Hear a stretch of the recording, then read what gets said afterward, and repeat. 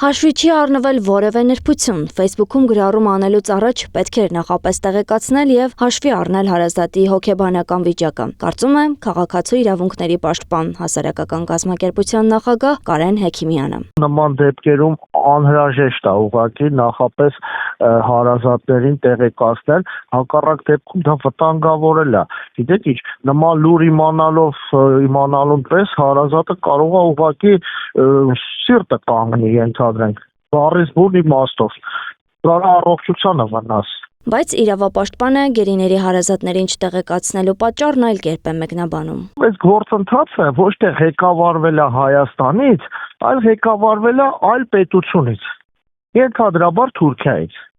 Ես վստահ չեմ, ենթադրում եմ Թուրքիայից։